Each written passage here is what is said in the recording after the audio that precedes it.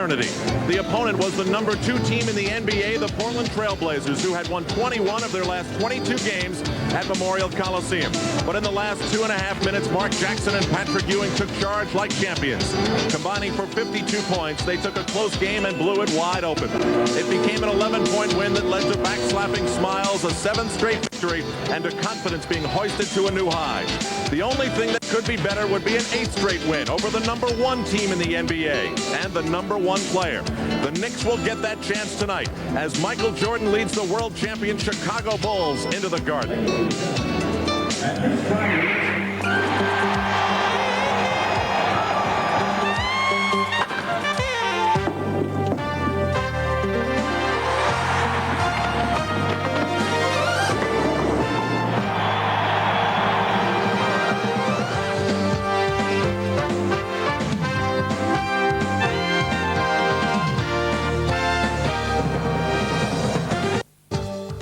It should be a most unforgettable night. The Bulls, the Knicks, and Marv Albert. Let's join the opening ceremonies. Ladies and gentlemen, please direct your attention to center court, where Frank Marquardt of Nobody Beats the Wiz has a special presentation. Nobody Beats the Wiz would like to donate a color television and VCR in the name of tonight's honoree, Marv Albert, to Sean Rhines and his family. They would also like to provide a scholarship in the name of Marv and Sean Rhines for an underprivileged youth to attend the Knicks summer basketball camp this summer at SUNY Old Westbury. Sean, aged 14, from Newark, New Jersey, has recently starred in a Nobody Beats the Wiz television commercial thanks to the Children's Wish Foundation. Please direct your attention to Garden Vision, where you can now see Sean's commercial debut.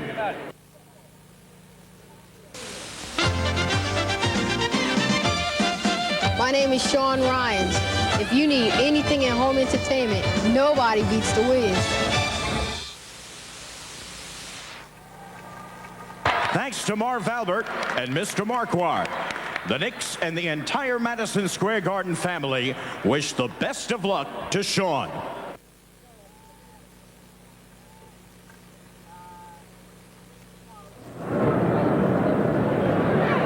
We have only just begun.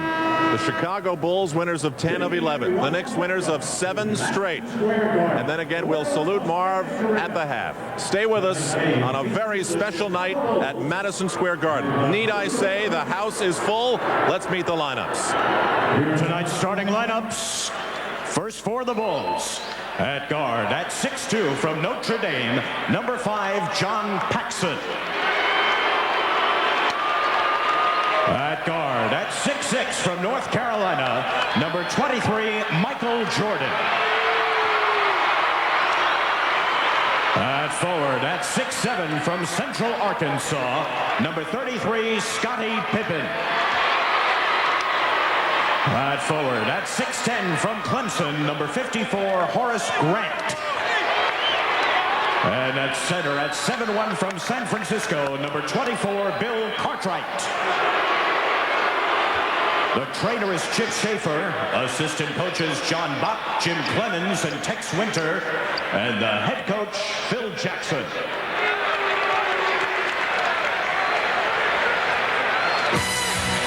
And now, please welcome your New York Knicks. At guard, at 6'3" from St. John's, number 13, Mark Jackson. At guard, at 6'6" from Tennessee, Chattanooga, number 21, Gerald Wilkins. At forward, at 6'8" from Wichita State, number 32, Xavier McDaniel. At forward, at 6'9" from Virginia Union, number 34, Charles Oakley. And at center, at 7 feet from Georgetown, number 33, Patrick Ewing. The assistant trainer is Tim Walsh, the head trainer Mike Saunders, assistant coaches Dick Harder, Paul Silas, and Jeff Van Gundy, and the head coach for the Knicks, Pat Riley. Welcome back to Madison Square Garden, and yes, excuse me, Marv, we have a basketball game here tonight between the Knicks and the Bulls.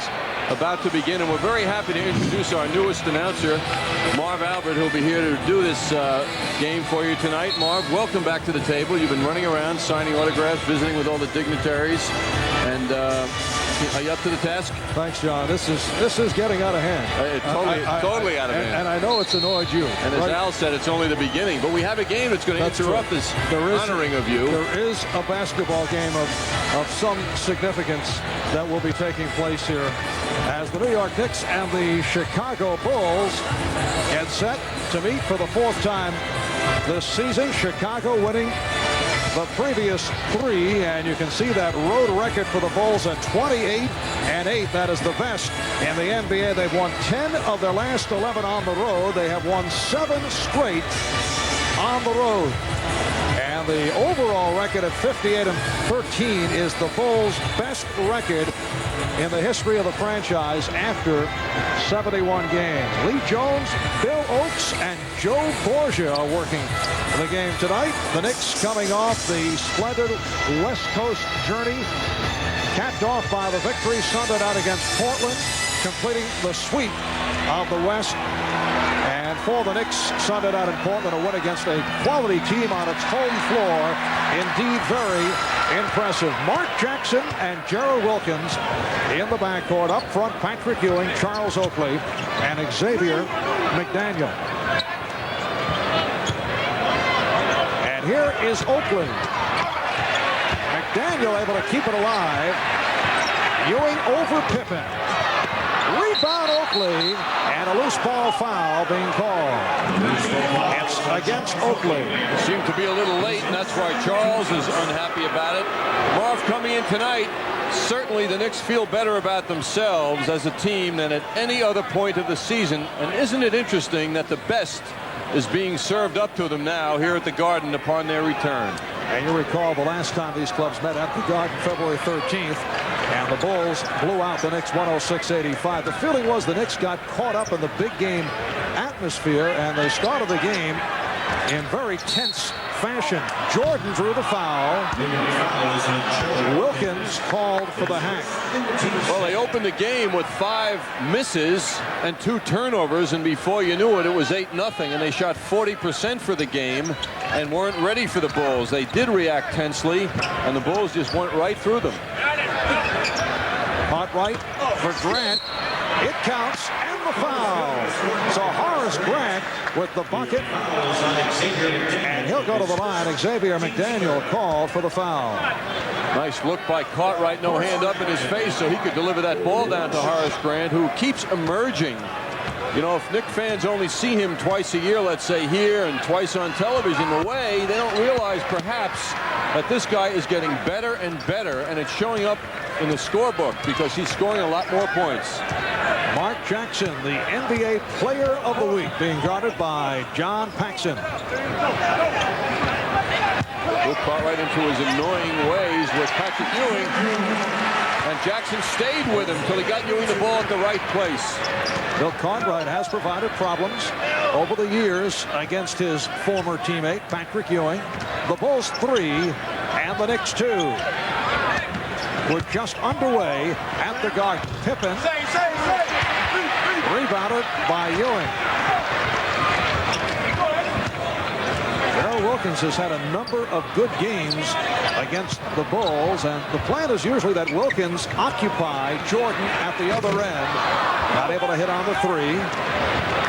And that has been the most effective method to keep Michael in check. But Jordan able to spring loose. And the Bulls lead it by the score of 5-2. What's amazing is that Jordan has yet to score 30. His average against the Knicks this season only averaging 24 a game. I would think, Marv, that he'd want to come out and announce to New York that he is Michael Jordan. He hasn't shown the Knicks that. And here's a 2-on-1 developing. Wilkins able to get back. Paxson all the way. And the Bulls lead it by the score of 7-2. Knicks try to take advantage on the transition, but the Bulls get back. How about that move by Paxson? You don't have to dunk the ball. If you have a left hand, as he did in their left side, he protected it and put it up beautifully.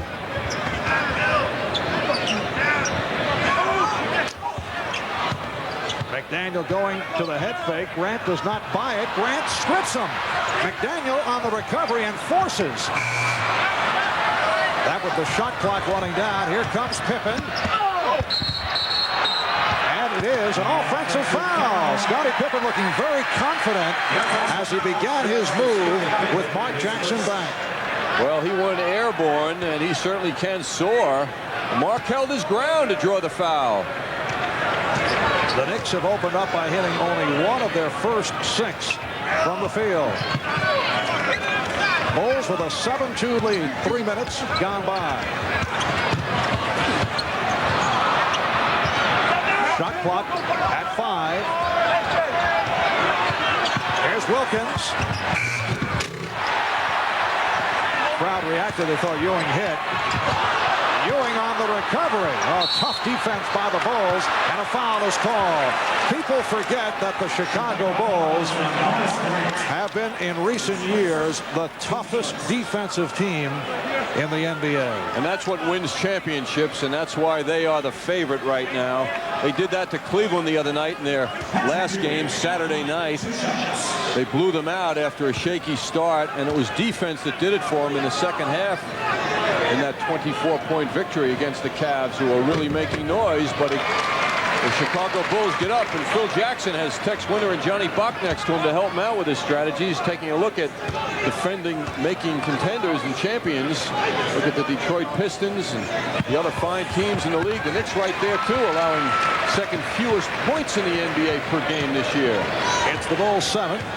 And the Knicks 4. Chicago comes off a 126-102 victory over the Cavaliers on Saturday night. Here is Pippen. And Ewing off the board.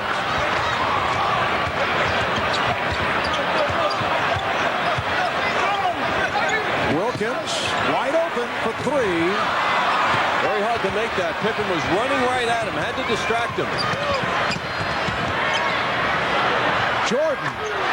The Bulls lead it by the score of 9-4. Michael Jordan had 44 on Saturday night against the Cavaliers, hit 21 for 32. Crowd moaning on that Oakley outside attempt. The Knicks are now 1 for 10 from the field. Well, we talked about the Knicks opening up, having their difficulties. The last time the Knicks and the Bulls played here at the Garden, well, they missed 9 of the first 10 at the start. I haven't seen Lawrence Taylor lately, but it's Marv Albert night, and here he is. He and many others here tonight. Well, Lawrence did go to North Carolina, didn't he, Marv? And speaking of North Carolina, that's Michael Jordan's opening statement in the game. Nice layup for him. Taking a look at Michael Jordan against the Knicks, 24 a game, against the rest of the league, 30. The Bulls with a 9-4 lead. 4 minutes gone by in this first quarter. And the Knicks have hit only 1 out of their first 10. And that's the foul on Cartwright. He pushed Ewing. Ewing lost his balance. You notice how Patrick doesn't get angry at Bill. He might fire a few glares at others, but not his old teammate. Well, they had an excellent relationship when Cartwright was here as a member of the New York Knicks, and he and Ewing would scrimmage in practice on a daily basis. That was deflected out by the Bulls, called a leg block, so the Knicks get the new 24. But you know, Marv, as we've seen, Cartwright really muscles Patrick. I mean, almost to the extreme, I think. I think that's a factor also that Ewing does not, as Wilkins blows the stuff, rebounded by Oakley. And the Bulls with a 9-6 lead. I think because there are so many good feelings about Cartwright, who is a terrific guy, as we know. Maybe Patrick Ewing has difficulty getting psyched up to play in an angry fashion. Cartwright. Pippen with the save. 2 on the shot clock. Jordan has to force. And it is a 24-second violation. So a strong defensive sequence by the Knicks. But you know, Marv, you might recall more than I, but it seems I never saw Cartwright stop big people when he was a member of the Knicks like he contains Ewing. You know, he seems to be, my recollection of his career is he's at his best against Patrick Ewing as a defensive player, more so than anyone else when he was a member of the Knicks. He really rises. That may be. We don't see him on a regular basis with the Bulls against other opposition. Bulls lead it by 3.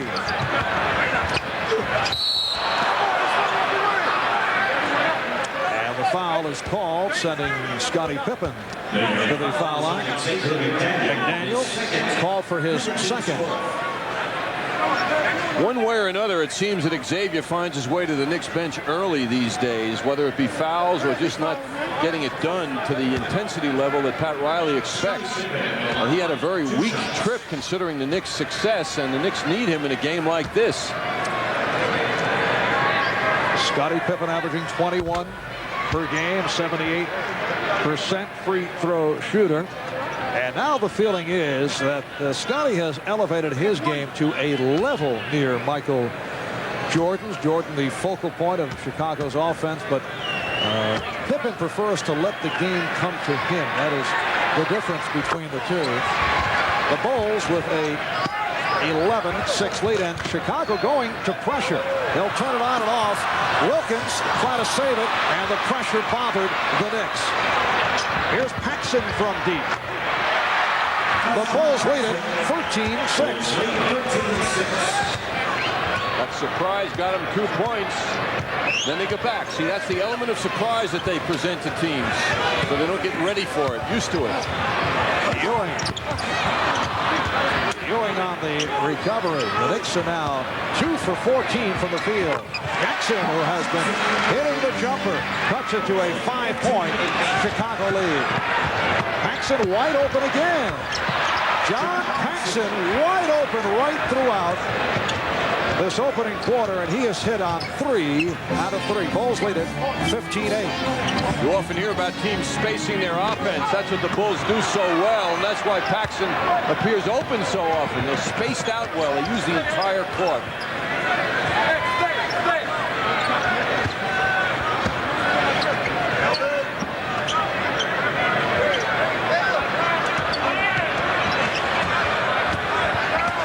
Jordan backing Wilkins.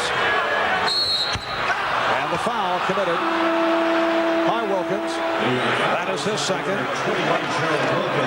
Here's John Starks coming on, replacing Xavier McDaniel. So Pat Riley is going to the 3-guard alignment with Wilkins, Starks, and Jackson, along with Ewing. And Oakley, and you see the Knicks 3 for 16 from the field.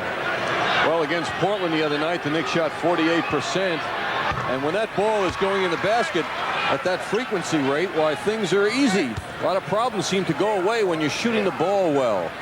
Against a team like the Bulls, the Knicks are not going to win shooting like this. Michael Jordan now averaging 30.6 per game to lead the NBA. He has 6 points. Bulls 17. And the Knicks 8. Starks eluding Paxson. Lost the dribble momentarily.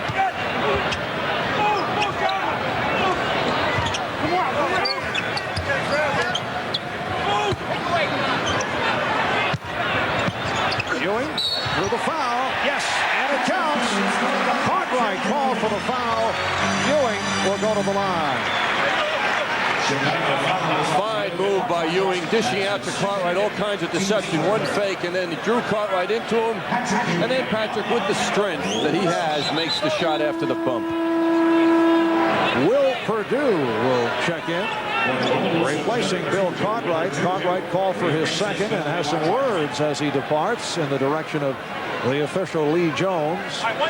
Will Perdue has also played well coming off the bench against the Knicks. Ewing able to complete the 3-point play. The Bulls 17 and the Knicks 11. Just under 5 minutes remaining in this first quarter. Marv Albert, John Andrews, Al Troutward, Walt Clyde Frazier from the Garden. Now Starks guarding Jordan with help from Wilkins. And Oakley to the boards. Jackson gets it down for Wilkins. Paxson able to close the baseline. Oh, Jordan with the intercept. He took a bullet out of the air and then goes all the way. Bulls lead See, the Bulls are taking away from the Knicks. That's two situations now in the last 2 minutes where they took an opportunity away from the Knicks and turned it into points. Ewing rolling in on Purdue. A gorgeous move once again by Patrick Ewing. Bulls lead it by 6. Challenge for the Knicks now is to take something away from the Bulls. And a timeout called by Phil Jackson with 3:59 remaining in the first quarter. Speaking of winners, a real winner knows how to party right. Please use good sense when you drink and know when to say when. A reminder from Budweiser. Bulls play defense, and Michael Jordan takes great pride in his defense. And he swooped that ball out of the air, went flying down court, gave Charles Oakley a hard time, and then went up with the left hand beautifully. Just under 4 minutes remaining in this first quarter. Bulls have certainly done it with the break. They lead it 19-13, and John Paxson missing on his first shot. He hit 3 in a row. So the Bulls 7 for 13 from the floor. The Knicks struggling at 5 out of 18, but down by only 6. Ewing beating Purdue on the overplay, and a nice pass from Starks. Well, with Xavier McDaniel out now, Starks in. Knicks going with the 3-guard look. Anthony Mason getting set to come on. It's been Patrick Ewing leading the Knicks. He has 11. 11 of the Knicks' 15 points. Foul called. Pushing foul. Looked to be the indication on Oakley. It is Oakley. Wilkins vehemently argued he thought it might be number 3 on him. He is sitting down anyway, but Gerald leaves with the 2 fouls. Oakley and McDaniel each have 2. The Knicks over the limit, so Pippen to the line. The Knicks now have Anthony Mason and Patrick Ewing up front with Charles Oakley. And back to the 2 guards, Jackson and Starks. Pippen's been relatively quiet lately as Jordan has exploded with very high scoring from game to game over the last 10 games. In fact, he's only had a 20-point game in the last 10. He's still averaging 21 for the season, however, but he contributes as usual with his rebounding and his assists. The Bulls 22 and the Knicks 15. They'll make it 21-15. Scoreboard incorrect. Starks guarded by Pippen from downtown and rebounded by Grant. Good box out by Horace Grant. The Knicks with 7 straight wins, their longest win streak of the season. Jackson over to help out, and Jordan threw it away. And that help that Jackson put forth created confusion from Michael Jordan. Mark down 1 imperfection, Marv.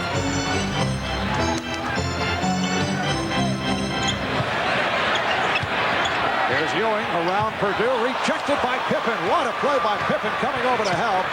And Pippen feeds Paxson, who has the open jump. Rebound Jordan, and he will regroup. Bulls lead by 6. It was last touched by Starks, but the crowd applauds the Knicks' defensive effort. Again, Jordan was stopped. It will be Chicago ball with 18 on the 24. Grant gets inside, and it's tipped home. Pippen able to deflect it off the glass, and the Bulls now lead by 8. Patrick Ewing is at 4 out of 8 for 11 points. The rest of the Knicks 2 for 13. 2 minutes. Jackson. And a loose ball foul. It's against the Knicks. See, the Bulls are so smart. They know that the people who are matched up with Oakley and Mason can lay off them and think about help.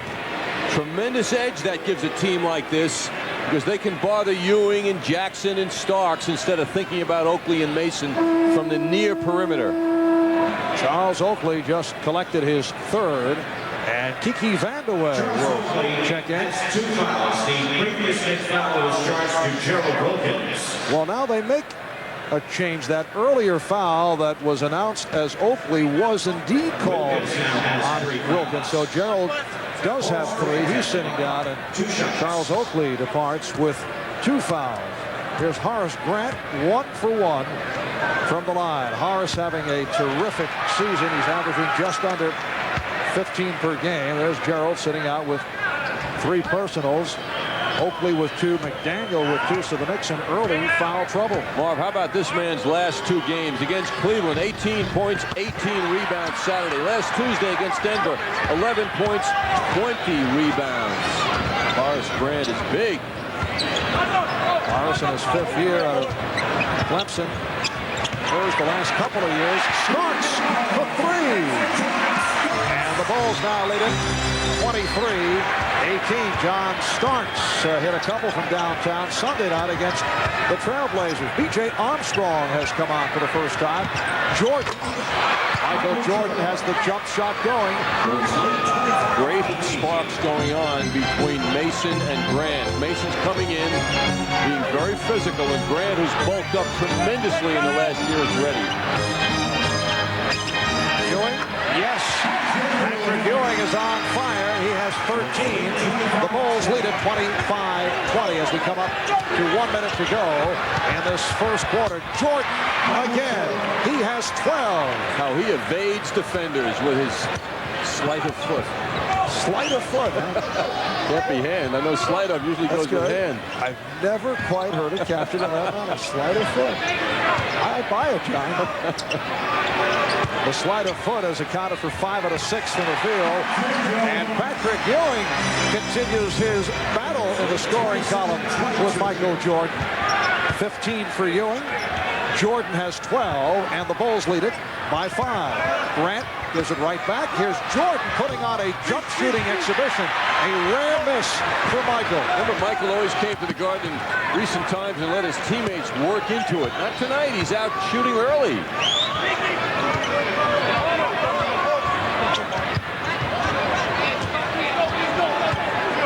Shot clock is down to 5.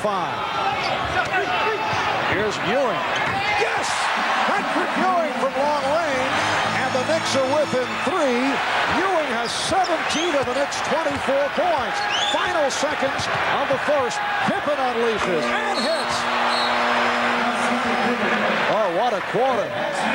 After 1, here at the Garden, it's the Bulls 29 and the Knicks 24.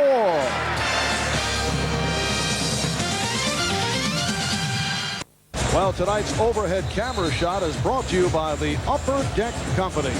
Nobody does basketball like Upper Deck. And there it is, John. Nobody plays basketball like Michael Jordan either. Michael skipping his way to the foul line. Bang, jump shot. Notice how big the basket is from above, Marv? Really, 2 basketballs will fit in the basket at the same time. Remember that. You have told me of that experimentation on many occasions, yes. Second quarter underway. Here's Grant on the follow, and the Bulls lead it on the score of 31-24. A first quarter that featured Patrick Ewing burning it up for 17 and Michael Jordan with 12. Starks, yes. John Starks has hit his last 2, including a 3-pointer. Greg Hodges has come on for the first time, as is Greg Anthony. Now Purdue looking to post up Ewing, and then gets it out for Armstrong. B.J. Armstrong, it counts, and a foul on Greg Anthony. So B.J. Armstrong, who has had a very solid season, will go to the line Saturday night against Cleveland. B.J. 7 for 11 for 16 points. Talking to Johnny Bach before the game, the assistant coach, about the team, and asking about Armstrong, who's been putting up some impressive numbers lately. He said, you know, to me, he said, a lot of players like to score, look to score. B.J. Armstrong lusts to score. To the point where that's all he thinks about, frankly. He really doesn't elevate the members of the second team enough, who he plays with most of the time, but yet a very talented player. Bulls by 7 points. Ewing. Yes, and it counts. Oh, we we are seeing one of his extraordinary offensive exhibitions. Purdue for the foul, his first, and Ewing to the line. Well, Purdue giving him room. As soon as you give Ewing a little room to spin, why, then he goes to work. That's what the Portland Trailblazers saw plenty of the other night in the fourth quarter. Patrick Ewing has 20 points. And the Knicks are down by only 4, although aside from Ewing, they have shot poorly. Pippen being guarded by Vandeweghe. Here's Hodges for 3. Purdue on the rebound, and he's fouled. Anthony Mason called for his first. It's a loose ball foul. Chicago now has a front line of Purdue, Grant, and Pippen. Armstrong and Hodges are at the guards.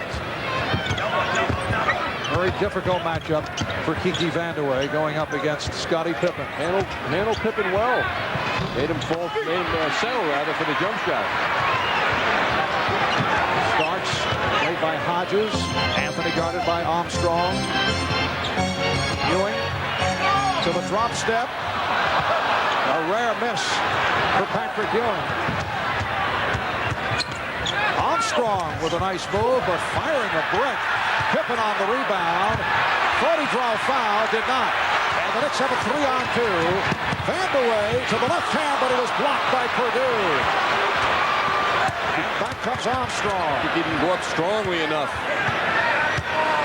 Here's Pippen. Ewing did not want to pick up a foul. So Scottie Pippen with that quick step to the left. And he's provided a 6-point Chicago lead. Michael Jordan sitting out here at the start of the second quarter. And the Knicks take a 20-second timeout. The Bulls lead it 35-29. Boy, is Pat Riley working on Kiki Vandeweghe. As soon as the huddle got together.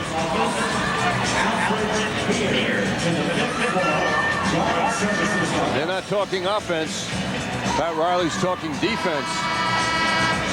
Pippen with a little room can explode by anyone in the league. Moments ago, he was held in check by Vandeweghe, who made him go for the jump shot because it was a half-court offense. But when there's room to move, Pippen is super. Our crack statistician, Eric Merlis, pointing out that the Knicks opened up 2 out of 14 from the floor, but since then they've hit 10 of 16. So they have turned it around. They're down by 6, and look at the numbers on Patrick Ewing. And we're only a couple of minutes into the second quarter. Ewing with 20 points, does not have a foul, also has 8 rebounds.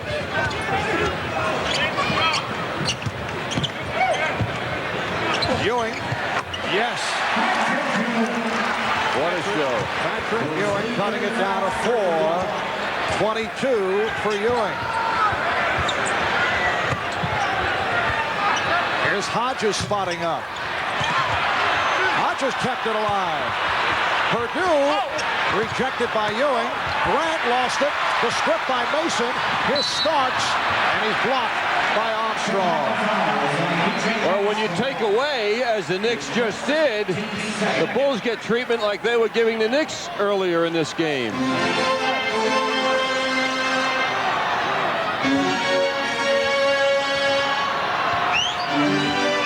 Mason setting the pick. Anthony, yes. So the Knicks are within 2. 3 minutes gone by in the second quarter.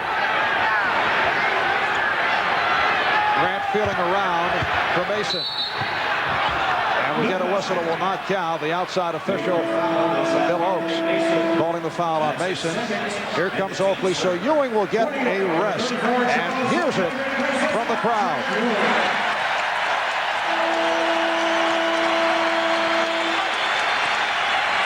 Patrick Ewing, 9 for 14,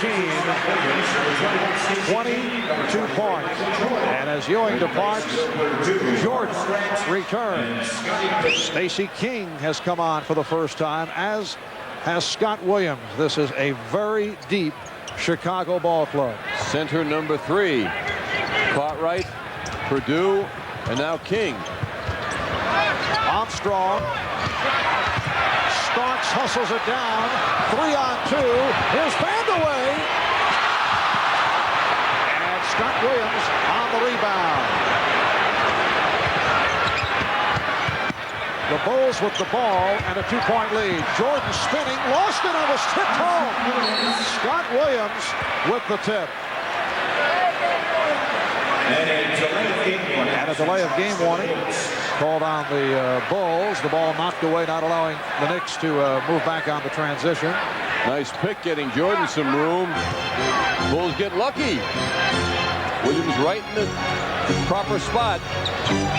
Scott Williams, second year out of North Carolina. Last year, the only rookie on the Bulls roster, made it as a free agent. And it's Williams called for the foul. Very active player, as we discussed all last year. Even when he wasn't playing, as Johnny Bonk had mentioned to you, the coaches liked his skills. So often you hear that, and it's just pat. But they were accurate because he certainly came to life during the playoffs. Also, they admired the fact that even with a painful shoulder injury, he kept digging. John Starks brings the Knicks to within one. Second three-pointer by Starks. Jordan able to answer. And the Bulls lead it 39-36. A first half that has been played at a furious pace. The Knicks, after the poor start, shooting well. 7.5 remaining of the half. Oakley given the open shot. Rebound Vandeweghe.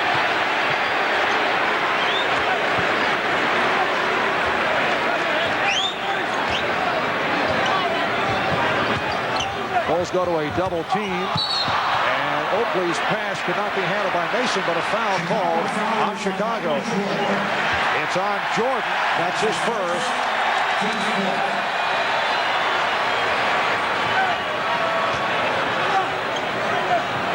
Vandeweghe, Mason, and Oakley up front. Anthony and Starks in the backcourt. Anthony trying to set up Oakley. Hodges with the steal. Here's Jordan on the pull-up.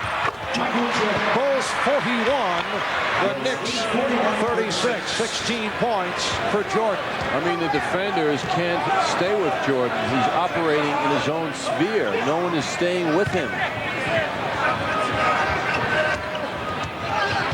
Starks around Williams and lost the handle.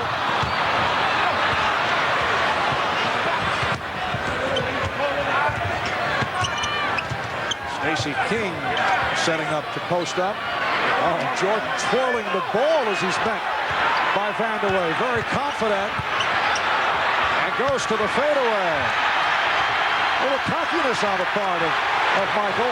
Mason trying to hit Vandeweghe. Leg block call. Armstrong kicked it. And the Knicks get a new 24. Bulls do not like the call. Timeout has been taken. 6:14 remaining. First half. What is this imposter? The czar of the telestrator, Mike Fratello, has bulled his way on to the broadcast, John. Well, Marv, we're going to give you and Mike a little look at the earlier days of the one they call Marv Albert. Mike, what do you think of this? Marv is the one on the left, Mike. Well, it obviously was the beginning of what has continued to be a long line of just chasing jocks around from years ago. Do you know who that man is? Al Kaline? One of the all-time greats. Frank Larry, pitcher for Detroit. Okay. All right. Those are the guys you chased, Marv. No, it's just part of the training to be able to deal with people like you and Fratello. Patrick Ewing is back on and gets right to the offense. He has 24, and the Bulls with a 41-38 lead. Mike, you just happened to be in the area dropping by? There was nothing much going on, so I thought I'd stop in and catch a game tonight. Yes. The Knicks continuing with Vandeweghe against Jordan. And Ewing with the rebound. Mike, what do you think Phil Jackson is telling his Bulls about this Ewing explosion here? Well, how can they deal with it? I don't think there's any secrets around the league that as Patrick goes, so go the New York Knicks, and that's the guy that they rode on that recent West Coast trip, and it's a guy they're going to come out and try and establish here this evening. And Chicago obviously is going to do the best they can, but would not be real concerned that Patrick got his and the rest of the people did not do very much in contributing alongside of him. Even though it's a three-point situation right now, huh? It's a long game. Long game. These are the kind of comments that have brought this man a network contract. It's a long game, says Fratello. Just another astute observation. Very incisive. Bulls lead by 3. Scott Williams picked up on a double team. Hodges for 3. And he's been off, but Williams gets it right back. Armstrong from downtown. And the Bulls now lead it by the score of 44-38. Scottie Pippen is getting set to make his return.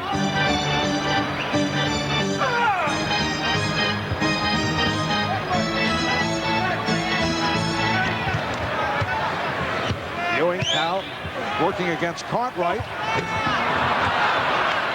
Ewing was looking for a foul. He put so much into his move there, I think he confused himself. Here's Hodges.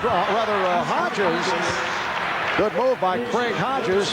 And the Bulls now lead it 46-38. 4:20 remaining in this first half. As Phil Jackson comes down the stretch run here, he gets Hodges his minutes earlier in the games, understanding that when it gets to playoff time, he becomes a very big weapon for them. Early in the season, Hodges, whether or not he got off the bench, was not real important to Jackson. At this time of the year, he's got to have him ready. And now Patrick Ewing taking some shots a bit out of his range. Earlier, hitting from all angles. Jordan now being guarded by Xavier McDaniel. And last touch by the Bulls. B.J. Armstrong claiming that John Starks got a piece of it. There's Mark Jackson back, replacing Greg Anthony. Mark, this is one of those times, I think, when Mark Jackson has to realize, sitting over there taking a look at what's going on, that perhaps Patrick, they rode him pretty well, throughout that first quarter. Maybe it's time to get somebody else involved here in the offense, get somebody else off. The Knicks are down by 8. 3:35 to go. First half. Starks for 3. And it's last touched by Scott Williams.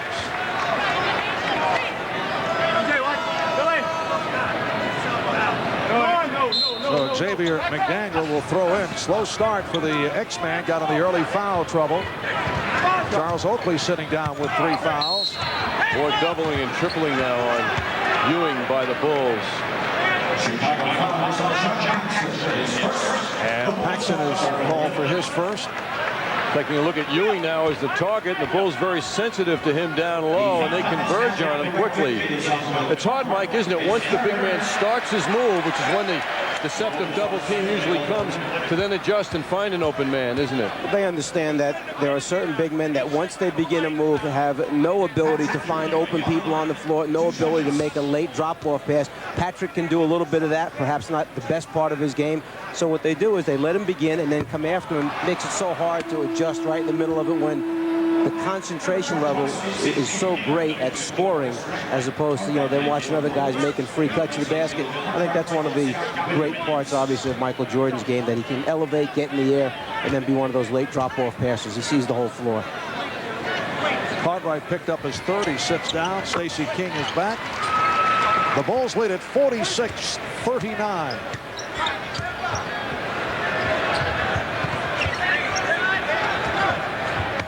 Now Jordan being played by Starks. Pippen wide open. And the Bulls lead at 48-39. 12 for Scottie Pippen. Oakley was matched with Pippen, then went to the boards, forgot about him, actually put his back to Pippen. By the time he recovered, it was too late. Biggest lead of the night. 9-point Chicago advantage.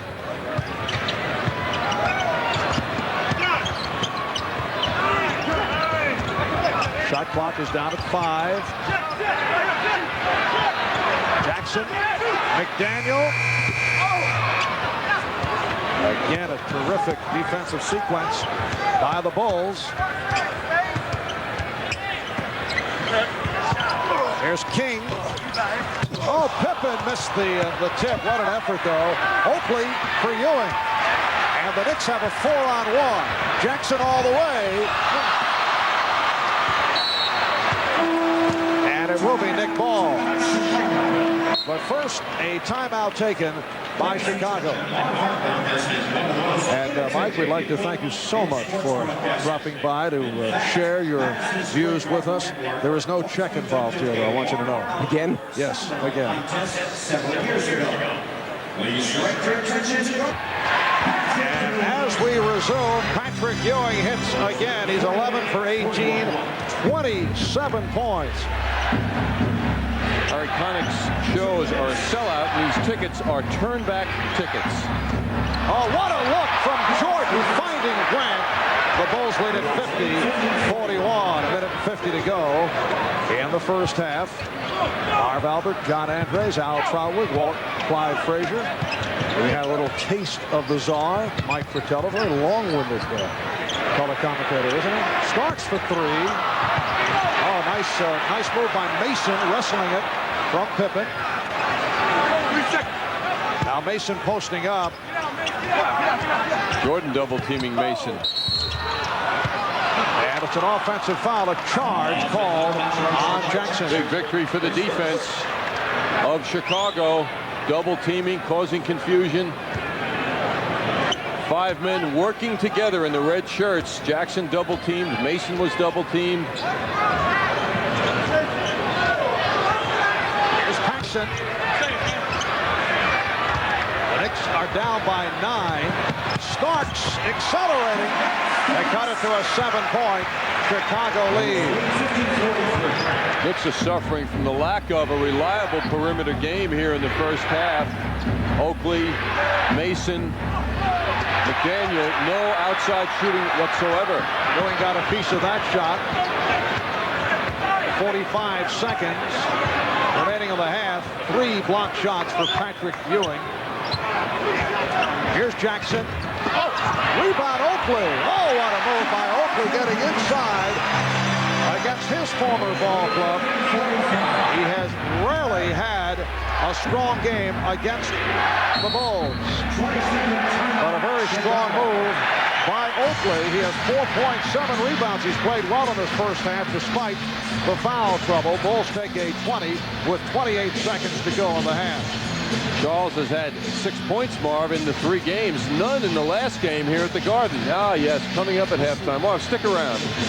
The Garden and everyone in the Western Hemisphere who can fit into the Garden tonight are going to honor you here at halftime, as you well know. And we'll take another look at you. What was that, about a year ago? Some fine shots. I believe it was actually a year and a half, John. Borrowing your wardrobe. Lovely shot, Marv. The tie and the jacket went together so well. It was an ensemble, matter of fact. Oh, yes, another look at Marv. The many faces. Very complex individual. More than a two-faced person, you know that?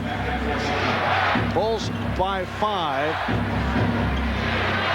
That's time remaining in the first half. Ewing jumping out and causes the turnover. Another imperfection for number 23. That's 2.5. 20 seconds to go in the half. The Knicks are down by 5.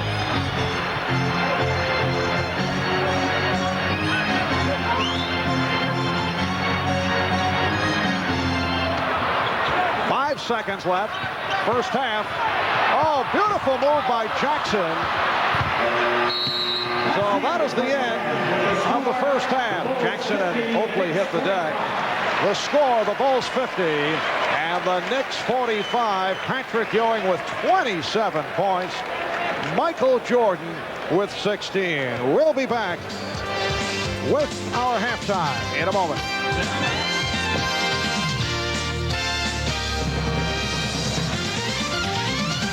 Advantage, Jeep and Eagle. It was Michael Jordan's 16 points that riveted the crowd for much of the first half. Jordan shooting 7 of 11, followed by Scottie Pippen's 12 on 4 of 10 shooting. But Patrick Ewing was the Knicks offense. Were it not for him, the Knicks would be in a big hole. 27 points on 11 of 18 shooting. We have now come to the moment in which Marv Albert gets everything that's coming to him after 25 years of broadcasting the Knicks. Let's pick up with the ceremonies.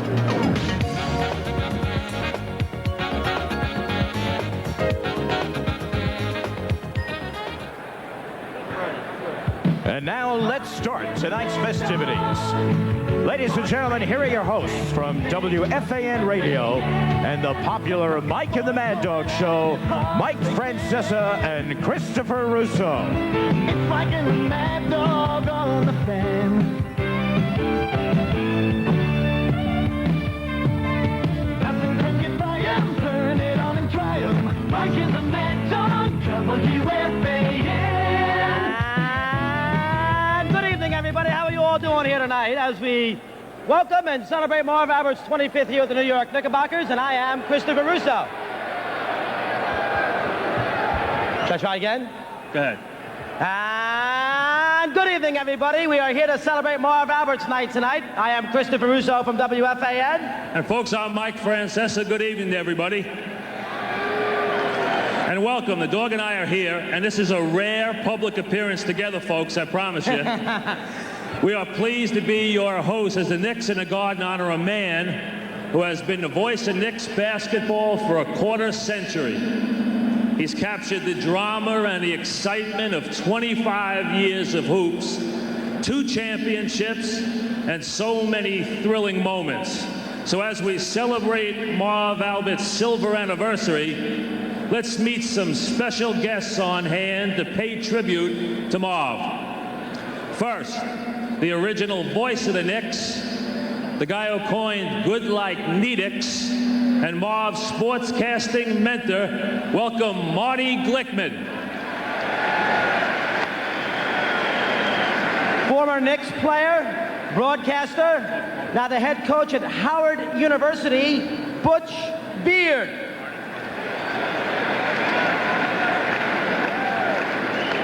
Perennial sidekick on college basketball broadcasts on NBC, Bucky Waters.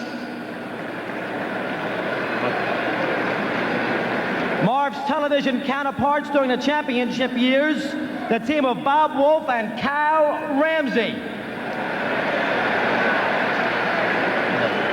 You go. And here's one of Marv's most famous colleagues, currently on the road with Sesame Street Live. They're opening an engagement in Poughkeepsie on Thursday, but he made a special trip just to honor Marv. Here is Oscar the Grouch.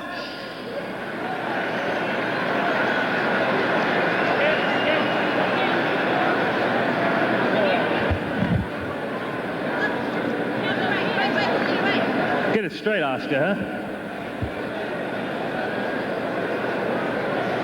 Here are Marv's Ranger broadcast partners. At a rare basketball game, Sal Red Light Messina and the founder of the Marv Albert Fan Club, you know him from WFAN, our guy Howie Rose. And on the Rangers television team on the MSG network, welcome Sam Rosen and JD John Davidson.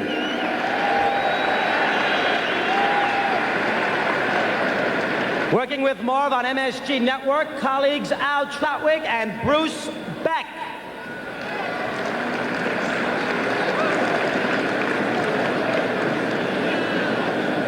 Jimmy.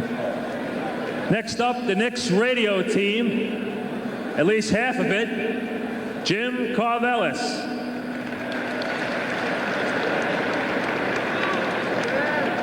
And Marv's broadcast sidekicks from MSG Network, John Andres, and from NBC Sports, the czar of the telestrator, Mike Fratello.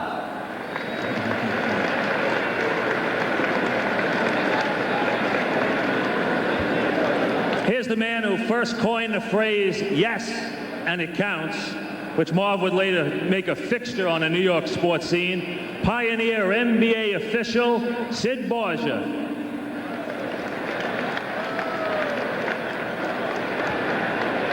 The Hall of Fame coach who piloted the Knicks to 2 NBA titles and gave Marv some of his most memorable moments, Red Holtzman.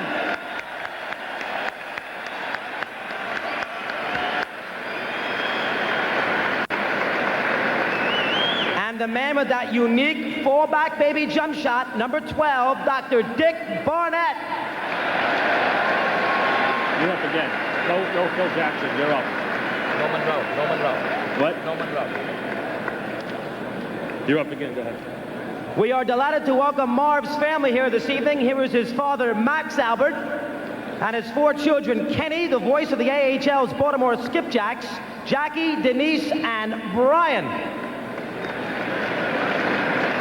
Hey, Kenny.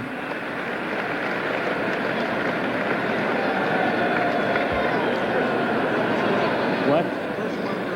Earl Monroe. You got it. You got Earl Monroe. I don't have it. Yeah. You got Earl Monroe. At times, this man's game defied description, but Marv always found a way. The master of the spin move, Hall of Famer Earl the Pearl Monroe.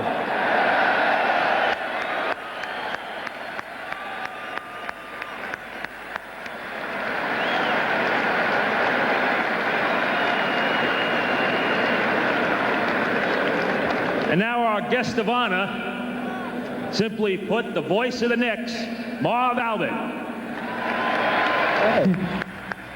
Yes, and it comes.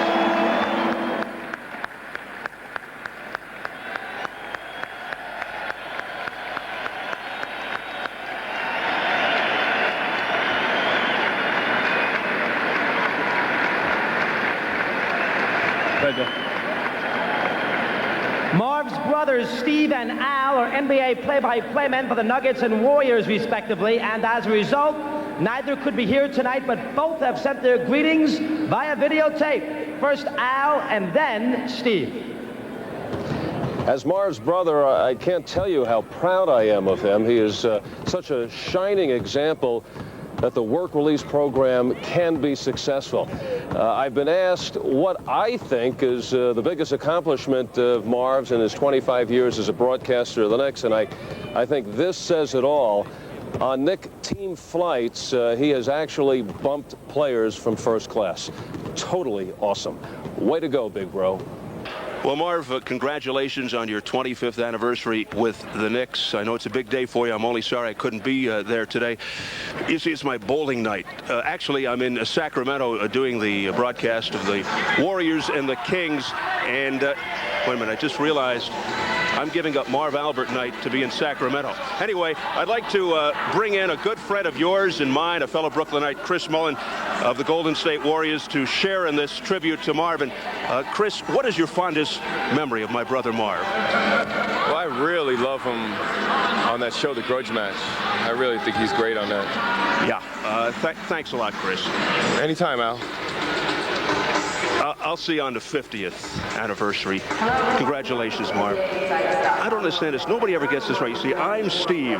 Marv's in New York. Al's in Denver. Let me give you that. Here's my driver's license. You see what it says? It says Steve. I don't call you Terrence. I don't call you John. Can't you guys ever get it right? Unbelievable.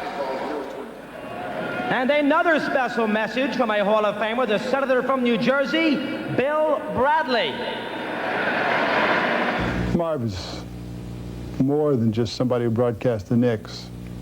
He was a part of the Knick experience. And frankly, I might not have heard him when I was listening and I was a player, but I sure hear him now in the highlights of the Knicks and the Knick history and the tapes that people send me of the 5th game in 1970 or the 7th game in 1970 or the finals in 1973.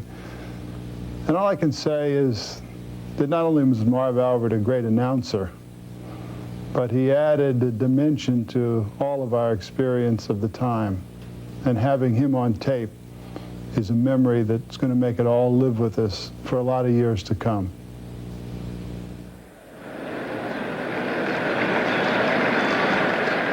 Bill Bradley. We have several presentations, first from the Garden family, represented by Madison Square Garden President Bob Gutkowski, who is joined by MSG Network President Doug Moss and the Rangers General Manager Neil Smith. They're presenting Marv with a square Baccarat crystal to commemorate his silver anniversary.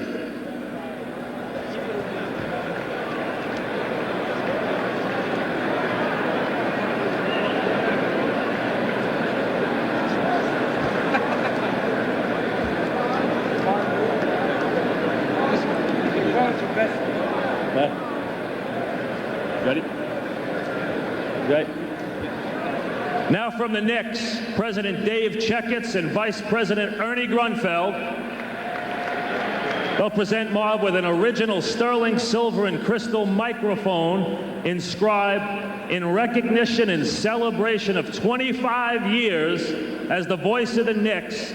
Your tireless efforts, style, enthusiasm, and professionalism are unparalleled. Also, the Knicks will present Marv with a frame number 25, marking 25 years behind the mic.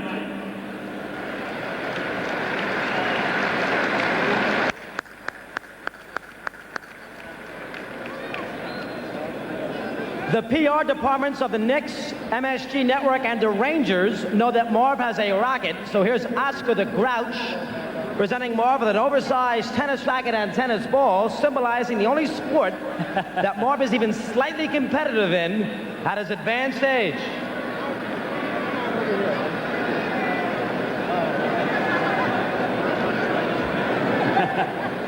In addition, Marv will also receive his very own ping pong table, so he can stay in shape for a sport in which he supposedly excels.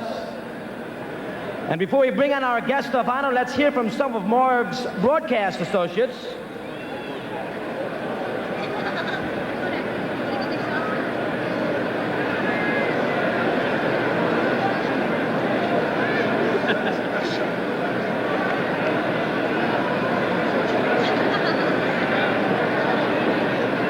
That's good, Marv. I like that. That's good.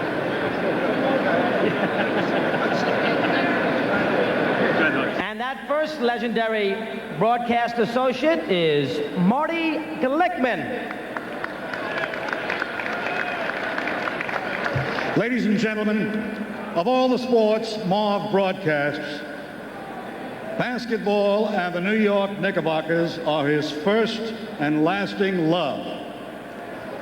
He was a ball boy for the New York Knicks when he played schoolyard basketball in Brooklyn out of Lincoln High School. He formed the first New York Knicks fan club with its leading light, a jump shooter named Jim Bechtold. He wanted to be a sports broadcaster, and has he ever succeeded? I'm delighted to have been with him at the outset. He is now the best.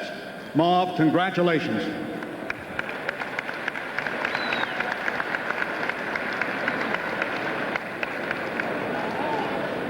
Next up, Marv's NBC sidekick, known as the Czar, Mike Fratello.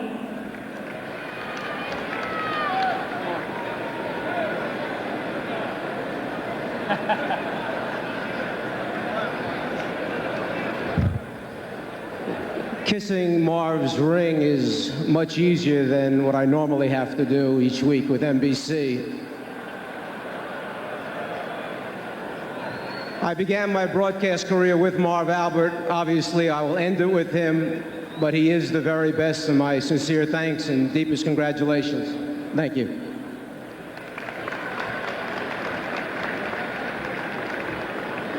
And finally, from MSG Network, he's been at Marv's side for almost 20 years, John Andres.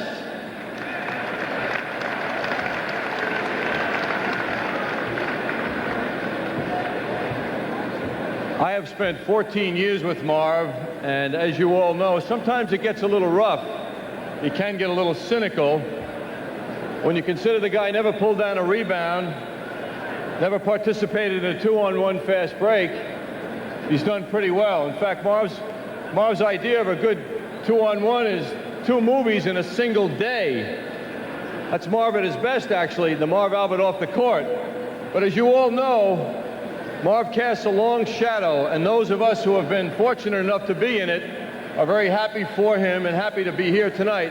Marv, I want to remind you, in your 25 years, the first 6 years included 2 NBA championships for the New York Knicks.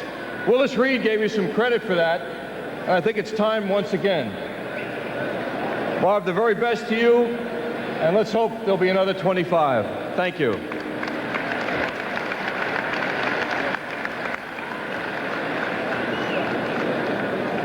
You know, like everybody else, and I mean everybody else, folks, I grew up listening to Marv Albert. You had to. He did every event in town. Still does. But from one New Yorker to another, what else can I say? Except, yes, and it counts to 25 marvelous years. Ladies and gentlemen, Marv Albert. Use this one here. What?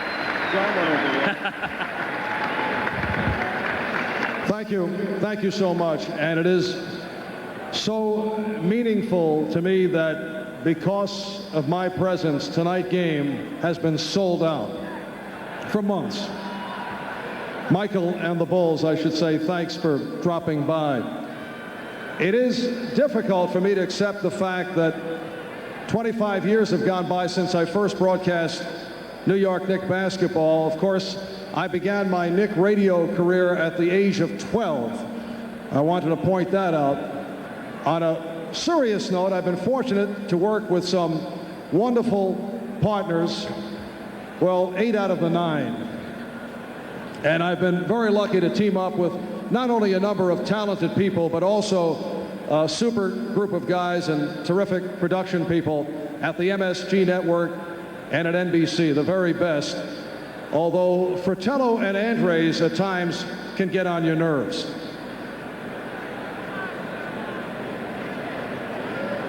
You're all aware of the czar of the telestrator, Mike Fratello, and John Andres and I have had a very close relationship over the years.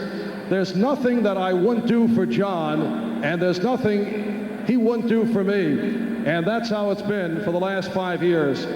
We've done nothing for each other. Now, my career, I've worked with the likes of John and Mike, Red Light Messina, the Fight Doctor, Ferdy Pacheco, Bucky Waters, and Butch Beard and Cal Ramsey. I really need a better agent.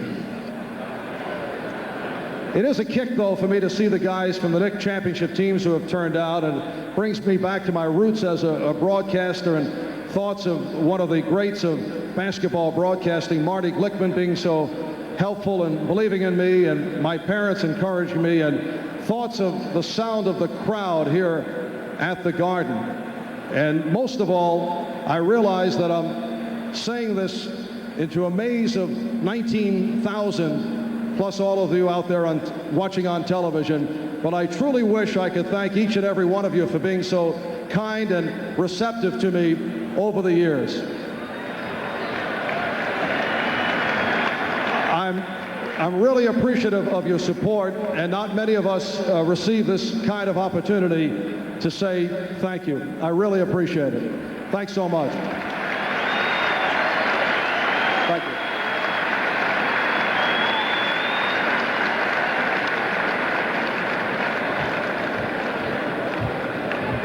Thanks, everybody. Enjoy the second half.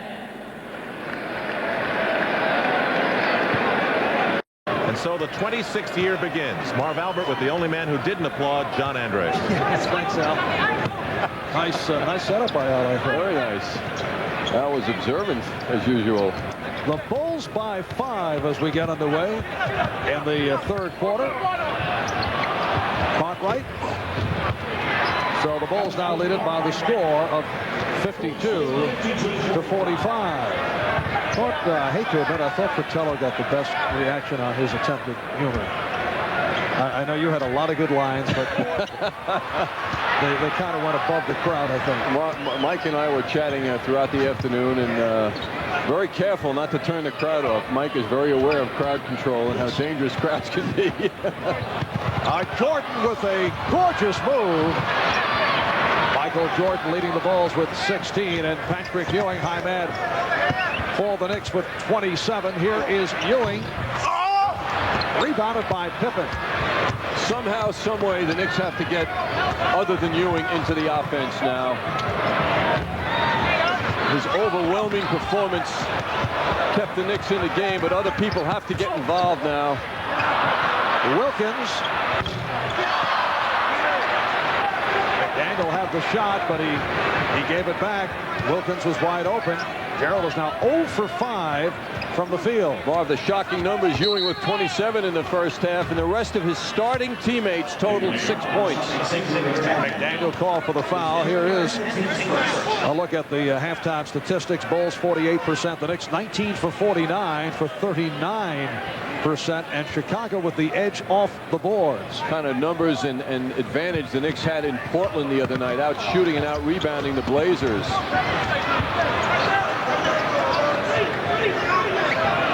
Pippen, Cartwright, Grant up front, Paxson and Jordan in the backcourt. Pippen with the step. Jordan. Michael Jordan continues to hit the jumper. He's 8 for 14 overall, 18 points. The Bulls lead it by 9.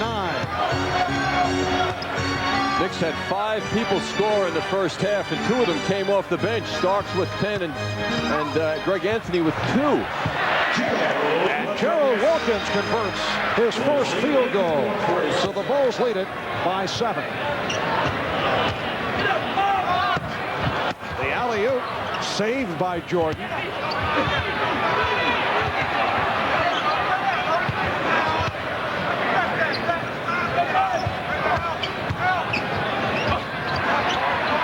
Grant. McDaniel going right at Grant, and a blocking foul called on Horace Grant. That is his second. Well, a very disappointing half for Xavier. 10 minutes of play, 0 for 4, no rebounds.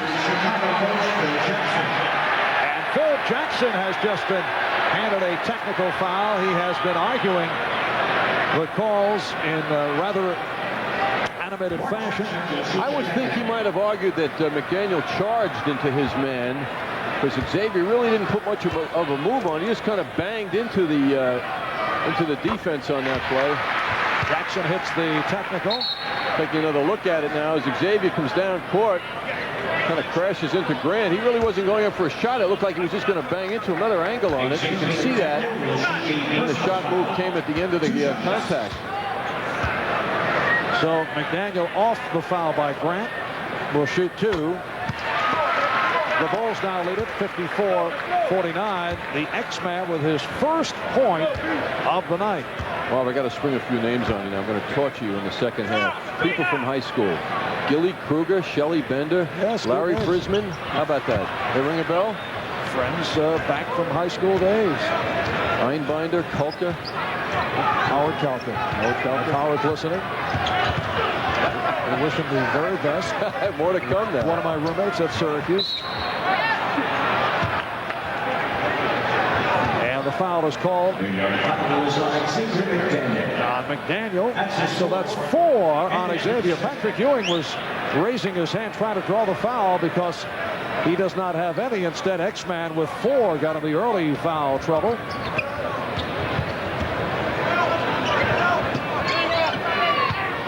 Jordan isolating on Wilkins.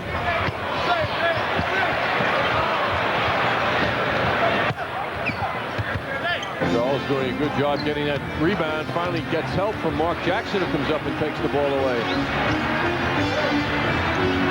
Wilkins over Paxson. And Pippen with the rebound. You rarely see Knicks take uncontested shots. That's why the Bulls are so difficult. Now there's an uncontested jump shot for Paxson. They find the open man continually. The Knicks have lost their last 10 straight regular season games against Chicago. The last win, January 15th, 1990. Jackson for 3. That's uncontested because Jordan didn't believe Jackson could hit it. And the Bulls have won 4 straight over the Knicks here at the Garden. Pippen. Well, the Bulls have hit a dry spell. Knicks have not been able to take advantage. McDaniel rebounded by Grant. Remarkable. This is a 5-point game. Pippen throws it back out. Jordan given the shot. Pippen rather, and Xavier McDaniel getting into a severe brush. McDaniel thrown to the floor by Pippen. And a technical also called on McDaniel.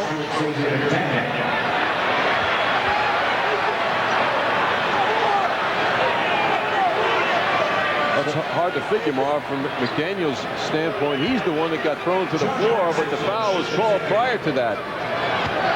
Jackson will shoot the tee. Both clubs struggling here at the start of the third. Chicago's hit only 2 out of 9, and the Knicks 1 for 6. Craig Hodges being waved on. McDaniel sitting down. John Starks is back, so the Knicks go to the 3 guards. Here's Hodges, the downtown specialist. See the poor shooting here on the third. And Oakley called for the foul, so he has 3. McDaniel sitting down with 5. Wilkins has 3.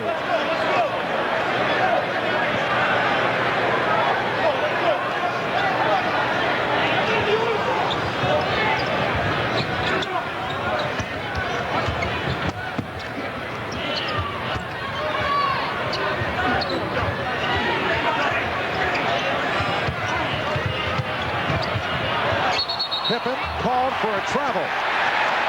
Could have been a carry, too, in the initial part of that move. Pippen not his usual smooth self on that sequence. Well, the Bulls have opened the door up for the Knicks, Marv, and the Knicks are not walking through quite yet. The club able to find the range here at the start of the third quarter. Bulls lead it by 6. Ewing off the fake. Rebound, Wilkins missed the tip.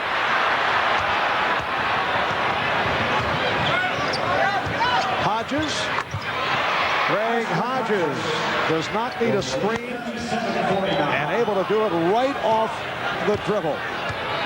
One of the terrific qualities of that outside touch of Craig Hodges. Ewing able to handle a difficult pass, and Hodges came up with a steal. Paxson putting the move on Wilkins. And it's tipped home by Pippen, and Pat Riley wants to talk it over. 6.5 remaining. In the third, the Bulls have opened up a 10-point lead. Congratulate the following students on their selection as winners of the Michael Jordan exploding out of that Knick offense, coming down court. John Paxson on the lefty shot, which was successful earlier. The Bulls very intense with their following each player to the basket, and they're putting such pressure on the Knicks, Marv. It looks like the Knicks' life has been sucked out of them right now. They seem like they just don't have any obstacles to offer the Bulls at this moment in the game. They don't resemble their effort in Portland the other night. Pippen called for his second foul. Starks for 3. Yes. John Starks from downtown. That's his third 3-pointer. And the Bulls now lead at 59-52.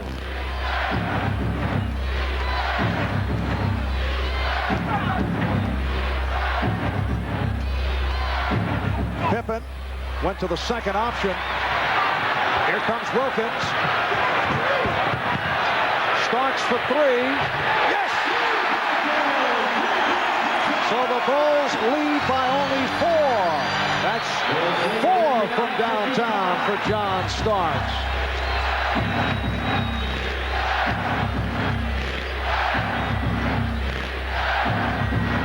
Here's Grant. Well, the Knicks sensing a turn. We come up on 5 minutes remaining.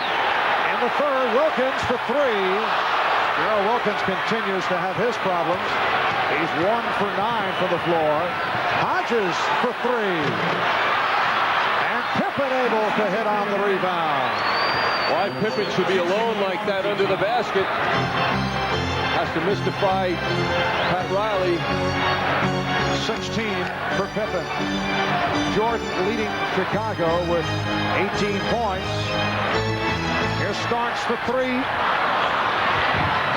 Oakley hit the floor, and a loose ball foul call. Pippen and Oakley had some words. It looked like Pippen was trying to help Oakley up, but he pushed him aside. Mentioned Gerald's poor shooting tonight. He comes off that 4 for 17 in Portland the other evening. Another look at that hustle by Oakley. Pippen was happy. Charles wasn't. Scotty put the ball in Charles's stomach with some impact, and I don't think that Charles Oakley appreciated it. Wilkins for Starks.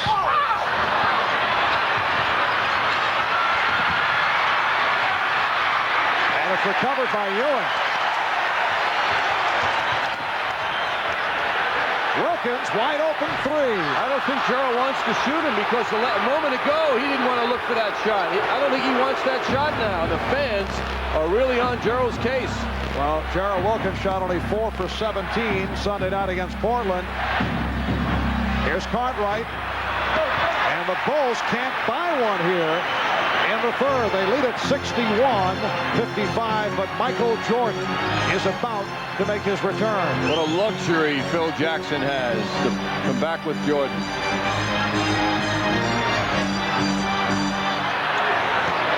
Five on the 24. Ewing. Ewing keeping it alive. What frustration by the Knicks. And the basket will count, says the outside official, Joe Borgia. Well, apparently, calling a foul, it seems as if there would be an indication of offensive interference, but the foul called on Cartwright, that's 4 on Bill. Here's Kiki Vanderway getting set to check in. Oakley now sitting down. Anthony Mason is back. 3 minutes left in the third. Starks stepped out of bounds.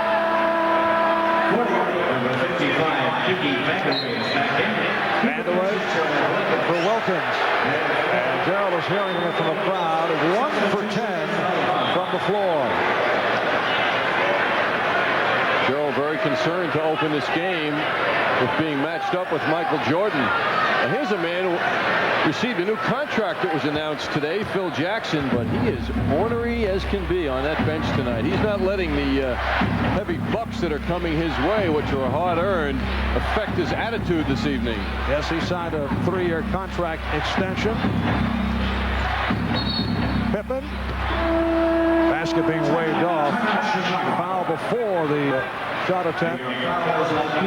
Called on Vanderway. Timeout taken. We'll be right back. Gerald Wilkins having a very long night. 1 for 10 from the field, and now sitting it out. The 1 for 10 coming after a 3 for 10 Saturday in Seattle and a 4 for 17 in Portland on Sunday night. Gerald very concerned with defense tonight, dealing with Jordan to start things out. He's had much better games, though, offensively against Jordan. He's kind of crashed lately offensively. Will Purdue has checked back in. Bill Cartwright sits down, only a field goal for 2 points. For Cartwright, who has 4 personal fouls. 17 points now for Pippen. The Bulls 62, the Knicks 55 with 2:45 remaining.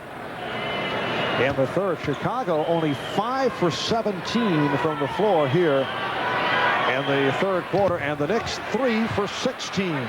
That's how it's gone. Very interesting, though. Pippen, like Jordan, has also not played at his average scoring per game this season. He's hit 21, which is his average only once.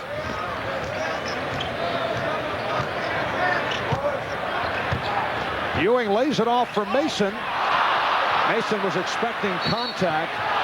Last touch. Well, the Knicks claiming that it was deflected out by Chicago. Lee Jones getting another look at it and says the Knicks were correct. Phil Jackson very unhappy with that call.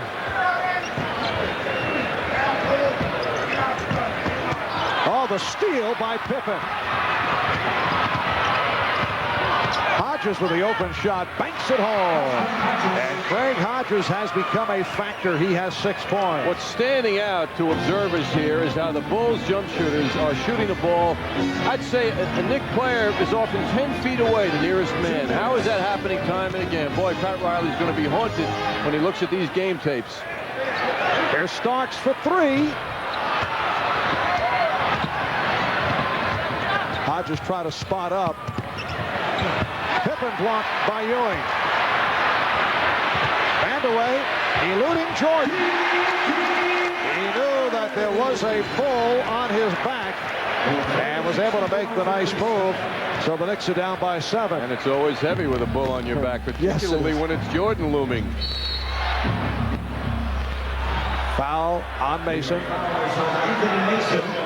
That is his 3rd. Well, we're set for an update. Let's go to Bob Page at the MSG Sports Desk. Marv at Cleveland tonight. Cavs playing host to Miami. Mark Price to John Battle. Beautiful no-look pass to Hot Rod Williams. That put the Cavs up 104-87 in the 4th. Back to you. All right, Bob. Here's B.J. Armstrong replacing Craig Hodges. Sits down with 6 points. Horace Grant on the line. He hit on the first. Bulls lead it 66-57. Light pressure being shown by Chicago. Vandeweghe up front now with Ewing and Mason, Starks and Jackson at the guards. Here is Vandeweghe. Yes. Kiki Vandeweghe not able to get going in the first half.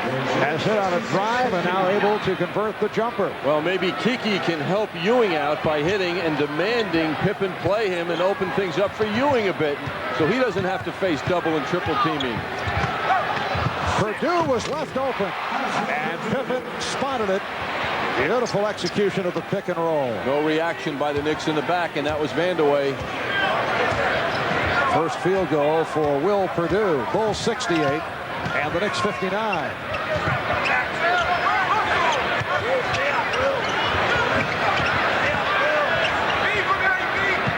Starks. Yes. John Starks with his 5th three-pointer. So the Bulls now lead it 68-62. Starks 5 out of 8 from downtown. Knicks must dig in here at this end. Jordan fouled as he went to the reverse. Patrick Ewing called for his first.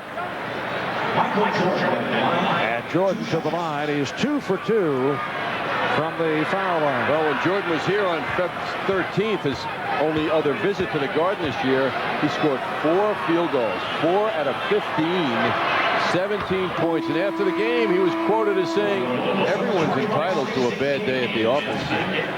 That was a rare night, and yet the Bulls had enough to beat the Knicks 106-85 with a complete team effort.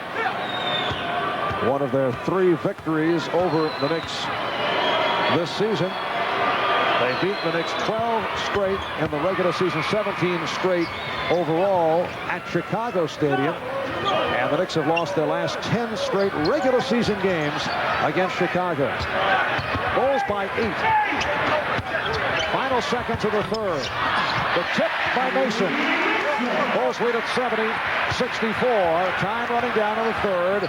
Pippen able to get it off from three-point land. And again a buzzer basket by Scottie Pippen. He did it in the first quarter, and he closes out the 3rd with a three-pointer at the buzzer. Here's another look at it. Time running down. Pippen unleashing from straight away. So the Bulls, after 3, lead the Knicks 73-64.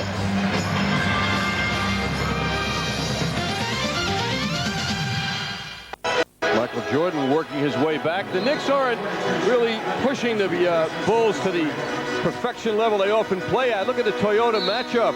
Michael Jordan against the Knicks this season. 20 points, 8 out of 15, 4 for 4 from the line. representing himself well in all statistics, I should say, tonight against the Knicks, but nothing overwhelming thus far, although the Knicks continue to knock at the door slightly. Patrick Ewing, 27 at halftime, did not score in the third. Vandeweghe for three. So Kiki Vandeweghe has hit his last three after missing his first three, and the Bulls by 6. Knicks have not shown the combative, tough personality they gave Seattle and Portland. The fans here are waiting. Michael Jordan on the follow-up of the Pippen jump shot. Slams it down. Bulls by 8. 22 for Jordan.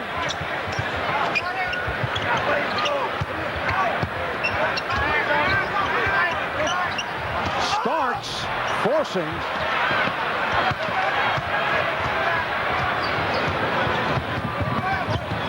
Pippen.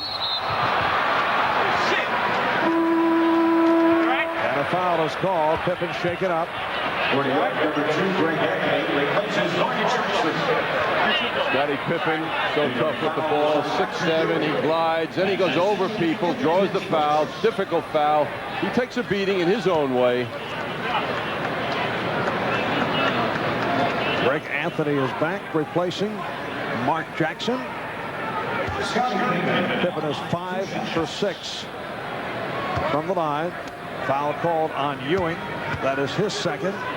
You know, Marv, that rush shot by Starks, who has been spectacular with his long-range shooting, but yet it was a rush bad shot. Reminds me of that first game in Chicago that the Knicks played. Pat Riley said after that game, until we start playing smarter and stop making knee-jerk reactions, we'll flounder sometimes. We didn't play smart enough tonight, and I think those quotes apply now. Ewing carried the Knicks in the first half, but they're not getting good play in the second so far. Well, one official was calling a tie-up, but a loose ball foul has been called on Scott Williams, who had the headlock on Greg Anthony. Bill Oakes had the better view, although Phil Jackson does not agree. Phil was called for a technical earlier. Bulls lead 75-67. We're just underway in the fourth quarter.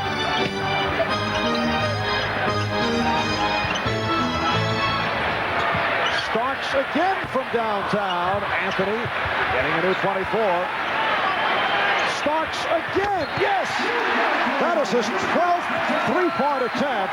He's hit 6 of 12. I think they need the red, white, and blue basketball.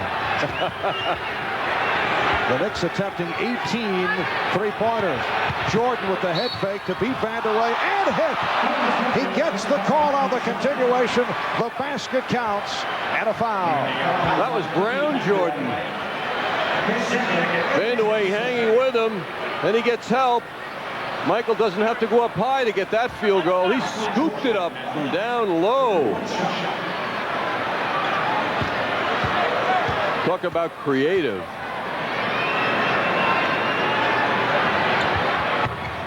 Three-point play for Jordan. And the Bulls lead it 78-70.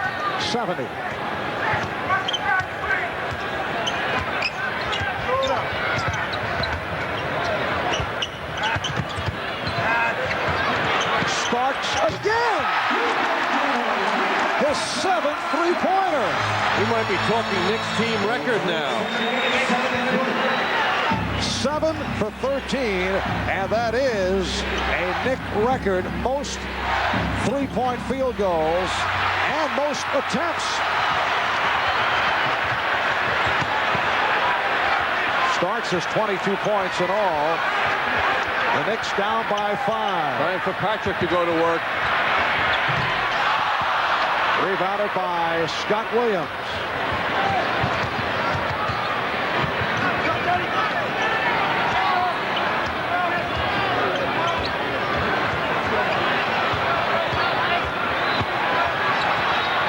Here's Jordan. And Anthony on it. Feeds Vandeweghe. Broken up by Jordan, but it will be Knick ball. See, in replay, Anthony should have given that ball up to Starks immediately when he got it. Starks could have burst ahead, but he held it a little bit too long. Starks Starks for three. Yes! Make it 8 from downtown for John Starks. And he's pulled the Knicks within 2.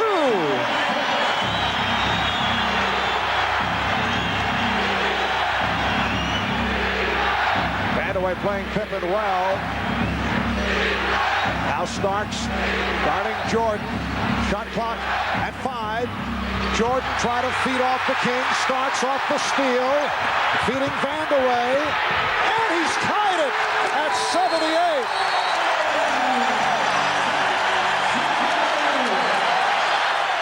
The Bulls calling for a timeout. The bench is brought to you by New York Telephone, and reminds you the New York Telephone regional calling area is bigger than you think. Well, the Knicks are getting a remarkable display of bench play from John Starks. This is record-setting shooting by John Starks, leading to the Knicks 41 points off the bench. Knicks playing some defense here. Mason made the big play. He jumped in the middle, broke up that play. Starks gives the ball up, and Vandeweghe certainly knows what to do with it from there. John Starks, 8 for 14 from downtown. The Knicks with an 8-0 run.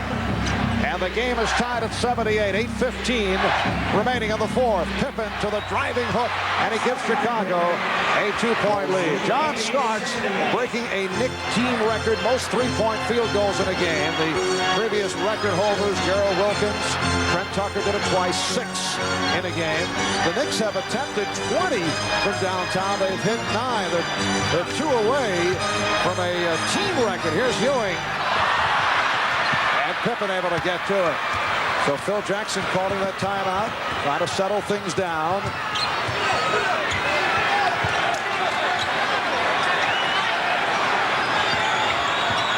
Stacey King guarded by Patrick Ewing. Vandeweghe and Pippen entangling. And they both hit the deck. Vandeweghe called for his second foul. Vandeweghe knows he must play tough defense to get game time, and of course he's matched now with one of the game's best players in Pippen, and he's playing him very tough. Oddly enough, Pat Riley going now with one starter, Patrick Ewing, the bench players. Daniel with 5 fouls has not been able to get into it. Charles Oakley with 4 fouls. Here's Jordan, changed his mind. Pippen for 3. What an effort by Starks. Good hustle by Anthony to get to the ball, and he's called for a timeout. Called for a 20. Good move by Anthony just as Pippen was about to tie him up. Let's get back to Bob Page at the MSG Sports Desk. Marv, a surprise from suburban Detroit tonight, where former Michigan star Gary Grant made an impressive return. Grant to Ron Harper. Clippers go up by 16 in the fourth over the Pistons, win by the same margin. All right, Bob. The Knicks trying to make it 8 straight wins, 7 straight representing their longest win streak of the season. They have won 11 of the last 13. 3 straight at home, 27-9 here at the Garden. Going up against the team with the best record in the NBA, the Bulls at 58-13. They've won 10 of the last 11, and they are the best road team in the league. It is Knick ball as we resume. Starks doing a magnificent job, not only offensively, but defensively, digging in, matching his offensive effort with defense as well. They trap Anthony, and it's picked off by Pippen. He's fouled. Starks called for his first. Now Mark Jackson's been carrying the Knicks, no question about it, in the backcourt the last couple of weeks. Pat Riley wrestling now with a decision. Do I take a guy out after a mistake, come back with Jackson? Or do I let Anthony stay in there, matched up with a speedy Armstrong? Stacey King sitting down. Scott Williams is back. He's caught right up front with Pippen and Williams, Jordan, and Armstrong in the backcourt.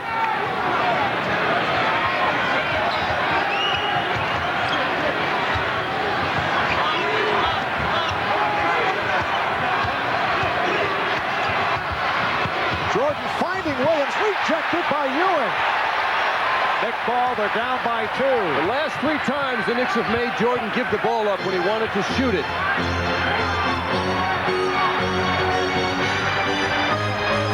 Ewing. He was stopped by Williams. Soft shot he put up. He didn't present a strong enough move. Scott Williams with a good play, though, coming over to help out. 6:20 remaining in the 4th. Michael Jordan getting a rise out of the crowd. So Jordan has 27. The Bulls lead it 82-78. The Knicks need a rejuvenated, accurate shooting Ewing in the closing minutes, and that's what they got in Portland the other night. Patrick Ewing has not scored in the second half. Here's Starks. That barely caught the front rim and was deflected out by the Bulls. John Starks has hit 8 3-point field goals. The NBA record is 9, shared by Dale Ellis and Michael Adams. Timeout called. We'll be back in a moment. Remember, when you're having good times with friends, use good sense and drink responsibly, because friends know when to say when. A reminder from Budweiser. Take a visit from our Dutch boy in the paint numbers. The Bulls with 21 points down low. 6 points from 3-point range. Look at the contrast with the Knicks. Thanks to John Starks, 27 points from 3-point range for the Knicks, and that's why we have a 4-point game right now. Stacey King with the ice pack to the shoulder. Sitting it out. Placed moments ago by Scott Williams. Here's Ewing. Patrick Ewing, 27 in the first half, has not scored at all in the second half. Has not had many good shot opportunities.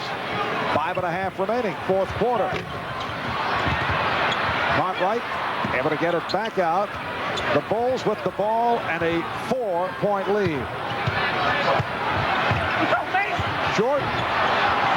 Unbelievable that he got that shot off. John Starks played him about as well as you could hope for. I was just thinking it's mystifying that Jackson's not in. Then I look over at the scores table. He's getting ready to come back in now. Ewing trying to deliver it to Mason. The bad pass. It was an easy steal for Pippen. He broke it up. The Knicks telegraphed their passes.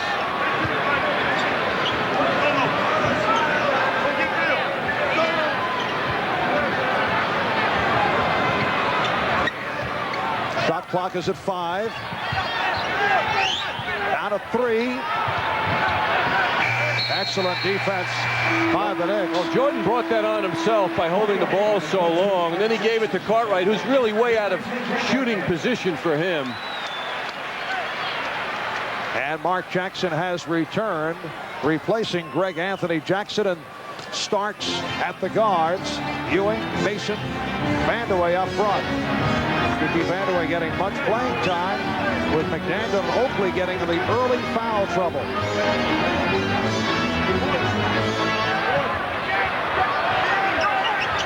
Starks, another 3-point attempt. You know, it will be amazing, Marv, when the Knicks review their fast break points tonight. So rare for the Knicks to have a successful fast break against the Bulls. Pippen faking the drive and then stepping back and hitting on the jumper. He now has 24, and the Knicks take a timeout with 3:51 remaining in this 4th quarter. The Bulls now lead at 86-78, and Patrick Ewing 0 for 8 now in the second half. Bob Page will be on hand following Knick basketball. 3:45 remaining in the 4th quarter. The Knicks trail the Bulls 86-78. Here's Vandeweghe. The Bulls on an 8-0 run after the Knicks were able to tie the game. Knicks not getting any ball movement to speak of. It's pretty much whoever can get the shot up without too much interference is taking it. But they're not getting flow. They're not getting offensive movement. Jordan backing Starks. Vandeweghe got a piece of it from behind. Knicks have done a really outstanding job on defending Jordan.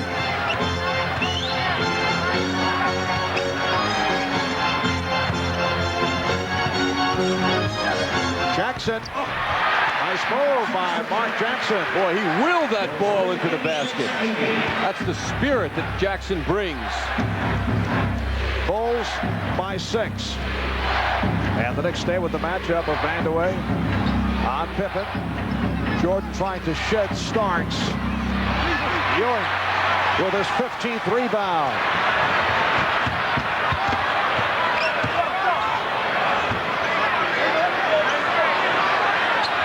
Ewing has to make himself a target. He's stationary. Jackson challenged Pippen. And last touch by Jackson.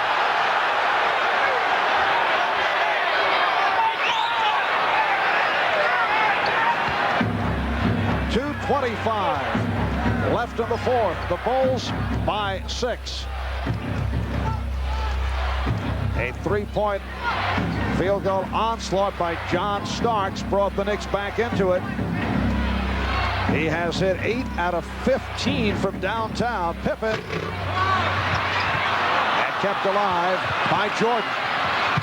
Nice feed from Pippen. It counts, and a foul. Oh, he gives a razz to Mason too after he does that. Pippen slapped that ball a few times, and as if to say, here, you want this?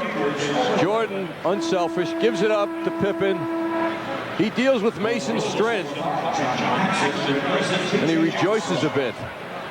And here is John Paxson replacing B.J. Armstrong. Scottie Pippen, 5 for 8 from the line. He's missed his last 3 from the line. Sensational all-around game for Pippen. 25 points, 17 rebounds. And the Bulls lead 89-80. The Knicks with only 2 points the last 6.5 minutes of this fourth quarter.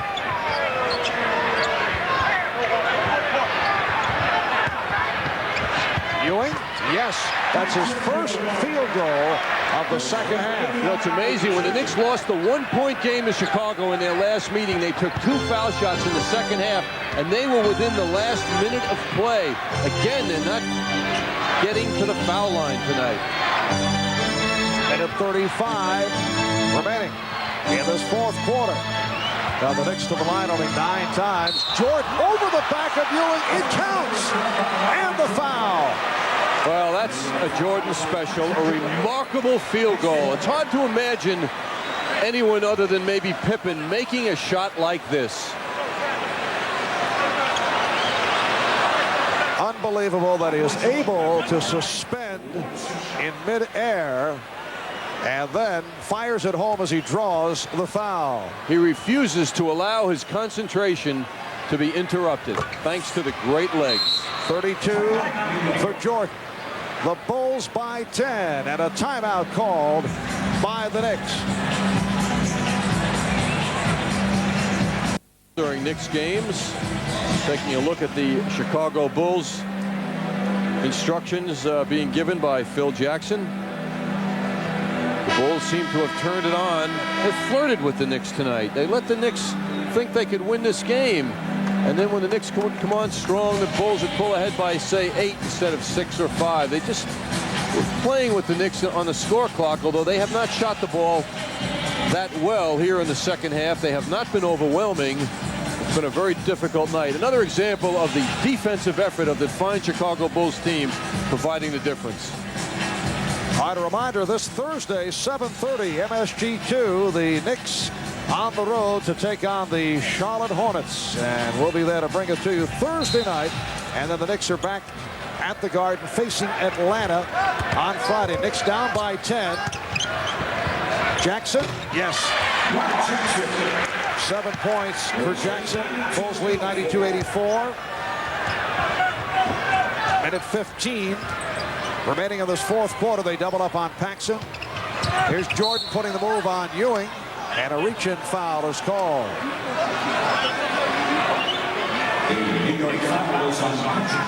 Michael with a little humorous couple of words in the direction of Patrick Ewing, who Does not acknowledge him. No, he does not find it funny as he is competing against the Bulls, a team that has beaten the Knicks coming into tonight 10 straight during the regular season. 33 for Jordan. Scottie Pippen has 25 along with a career high 17 rebounds. Jordan comes in tonight following a 44-point game against Cleveland Saturday and a 50-point game in their prior game against Denver. Bulls lead 93-84. Mason is stopped from behind and able to hit on the follow. 7-point Bulls lead. Meanwhile, Jackson broke that Chicago Bulls defense down to make that happen. 50 seconds to go in the fourth. Shot clock at 10. Bulls spreading it out to work the ball.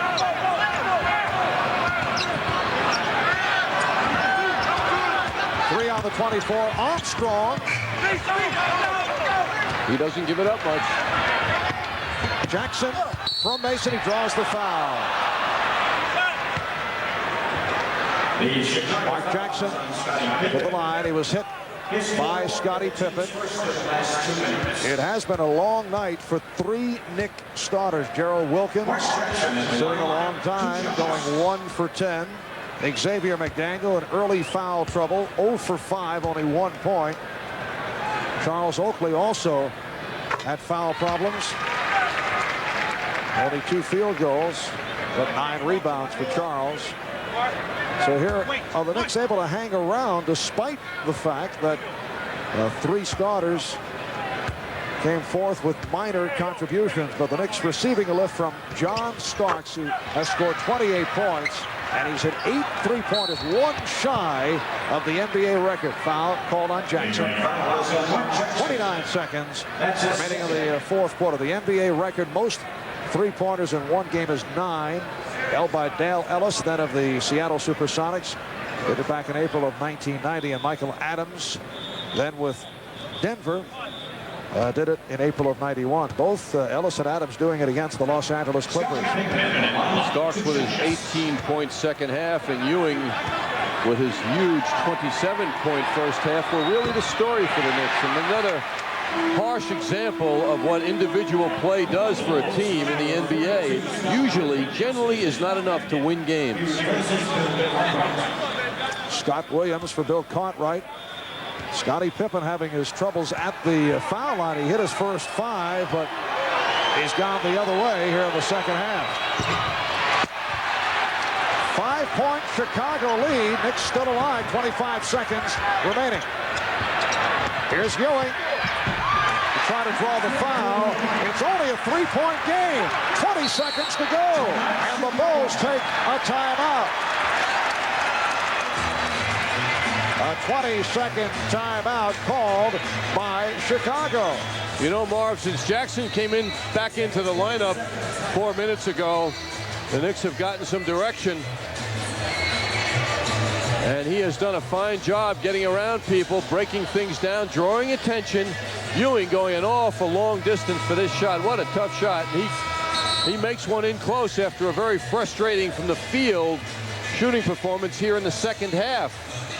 So the Bulls, who are flirting with the Knicks throughout this game, now find themselves in a very precarious position. They are 1 3-point John Starks shot away from having a tied game. Bulls have 3 timeouts left. The Knicks with only 1. Both clubs have used their 20s. 20 and 2/10 seconds remaining. Fourth quarter. The Bulls by 3. Well, the Knicks will have to give a foul now. And it is Jordan who will go to the line. The Knicks are over the limit. And a call for the foul. Jordan is 7 out of 8 from the foul line. 16 seconds remaining in the fourth. Michael is on target, an 83% foul shooter this season. And he loves pressure.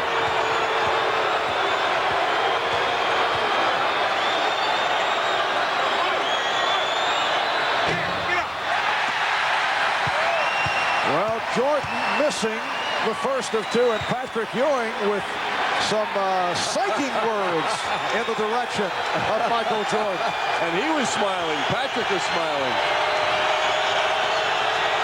This probably won't hit the rim, Marv. Bulls by 4, and the Knicks call for time. So the final timeout being utilized by Pat Riley. We'll be right back. The Bulls with a 94-90 lead on the Knicks as Michael Jordan a moment ago hit 1 out of 2 from the foul line. 16 seconds remaining in the fourth quarter. The Knicks do not have any timeouts remaining, so the Knicks need a quick bucket. And then once again either look for the steal or give the foul. I think they're going to go for the best shot they can get, even if it's a two-point shot. They will try for the three if they can get a good one. But if it's not a good shot, go for a quick two and hope for a steal. But it must be a quality shot, not a heave off balance. Knicks 9 for 21 from downtown. That is a Knick team record in terms of three-pointers made and attempted. Mark Jackson is the man who will inbound. And last touched by Starks. It will be Chicago ball. So logical. If Starks would be the target, the Bulls were certainly ready for that. 15 and 4/10 seconds remaining in this fourth quarter.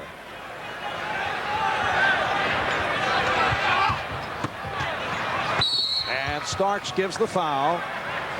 Much like the play with Kentucky and Duke the other day when Duke went to Christian Laettner because of his 6'11" height.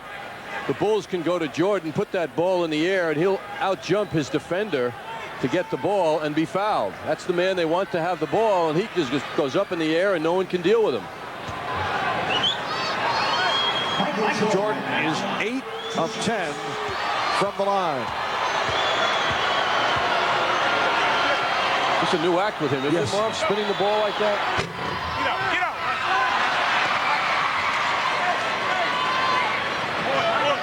Yes, Michael enjoying the moment, and looked like he threatened to close the eyes, something that the Knicks and several other clubs have seen.